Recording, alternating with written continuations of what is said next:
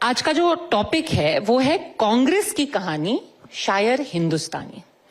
आज के दिन 2025 में क्या है कांग्रेस की कहानी, आगे की क्या है रणनीति कांग्रेस की, किस तरीके से आप कह रहे हैं कि एक साफ सुथरी राजनीति करना चाहते हैं, हम धर्म के आधार पर राजनीति नहीं करना चाहते, तो क्या है वो फॉर्मूला जो एक यंग फेस, मैं मुस्लिम फेस नहीं कहूंगी, यंग फेस जो है कांग्रेस। शुक्रिया, मैं खुद चाहता हूं कि मुझे यंग फेस कहा जाए। यंग पढ़ा लिखा फेस। मैं इस देश की संसद में जब पहुंचा तो मैं आज देश को टीवी 9 पे बताना चाहता हूं कि मैंने पहली जो तकरीर की, सबसे पहली बात तो जब मैं आया तो लोगों को लगता था कि इमरान प्रतापगढ़ी नाम है तो जाएगा, अल्लाह के नाम पे शपथ लेगा, उर्दू में शपथ लेगा। मैं हिंदी लिटरेचर का स्टूडेंट रहा हूं, तो जब मैंने हिंदी में शपथ ली तो बहुत सारे मुझे देश के एक बहुत बड़े पद पे बैठे हुए व्यक्ति ने बुला के कहा कि अरे तुम्हारा नाम इमरान प्रतापगढ़ी, तुमने हिंदी में शपथ ली। तो मैं भी चौंका कि मतलब मानसिकता क्या बनी हुई है। मैंने जो पहला 0 आवर लगाया, जो मैंने सबसे पहली स्पीच की, वो इलाहाबाद विश्वविद्यालय में एक झटके में 400% फीस बढ़ा दी गई स्टूडेंट की, 300% फीस बढ़ा दी गई हॉस्टल की। मैंने उसके खिलाफ पहली स्पीच की। मैं हर मुद्दे पे बात कर रहा हूं। मैं बिल्कीस के लिए भी आवाज उठा रहा हूं तो हाथरस की बिटिया के लिए भी आवाज उठा रहा हूं। मैं किसानों के लिए आवाज उठा रहा हूं तो सीधी में प्रवेश शुक्ला ने जिस आदिवासी युवक के चेहरे पर पेशाब की थी भाजपा के नेता ने, मैं उसके लिए भी संसद में आवाज उठा रहा हूं।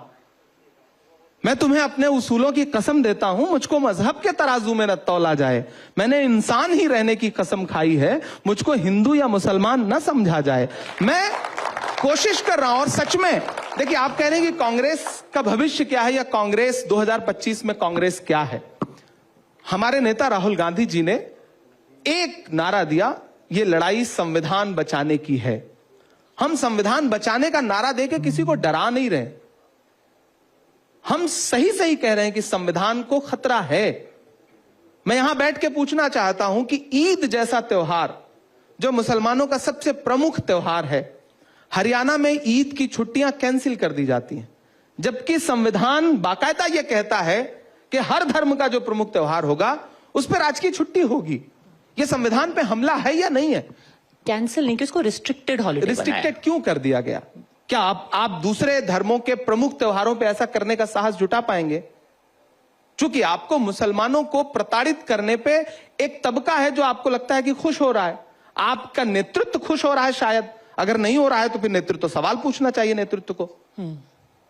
क्या इतना पराया कर दिया है आपने? आप सौगातें मोदी यही दे रहे हैं, आप जो किट बांट रहे हैं उस किट में यह पर्ची है क्या कि ईद की छुट्टी कैंसिल कर दी जाएगी, छत पे नमाज नहीं पढ़ने दी जाएगी? क्या उस किट में ऐसा है क्या कुछ? और अगर ऐसा नहीं है तो फिर अगर कोई राज्य नेतृत्व ऐसा कर रहा है तो सवाल कौन पूछेगा? सत्ता के शीर्ष पे बैठा हुआ व्यक्ति, प्रधानमंत्री जी का दायित्व है, गृह मंत्री जी का दायित्व है, भारतीय जनता पार्टी के राष्ट्रीय अध्यक्ष का दायित्व है कि पूछें। अगर नहीं पूछ रहे हैं तो इसका मतलब उनकी शय है, वो ऐसा चाहते हैं, और क्या समझा जाए। तो सारे सवाल अंततोगत्वा विपक्ष के बजाय तो सत्ता पक्ष की तरफ घूम के खड़े हो जाते हैं ना। सारे माइक का मुंह तो सत्ता पक्ष की तरफ होना चाहिए, लेकिन अफसोस हमारी तरफ है।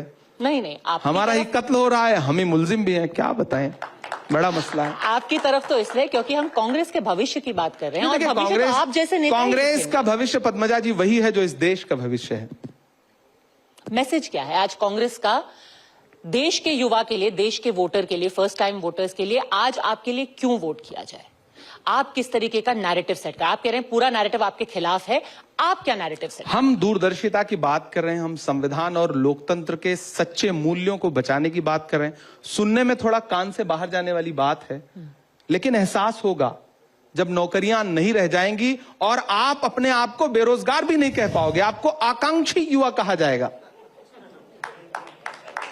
मतलब एक तो जख्म दिया जाएगा, फिर उस पर मरहम नहीं नमक रगड़ा जाएगा, आपको आकांक्षी युवा कहने पे मजबूर किया जाएगा। आप बेरोजगार कहोगे तो आपको कहा जाएगा कि पकौड़ा तलो, नहीं तलोगे तो सजा दी जाएगी।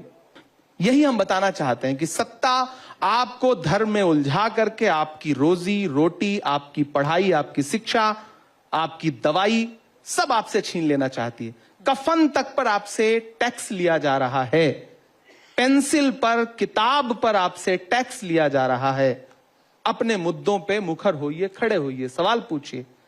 आज कम युवा समझ रहे हैं। 2024 में कुछ युवाओं ने समझा, राहुल गांधी जी की राजनीति को 4000 किलोमीटर चले वो।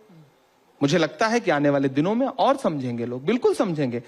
कांग्रेस का वही भविष्य है जो देश का भविष्य है, और देश का भविष्य उज्जवल है, इसमें कोई दो राय नहीं।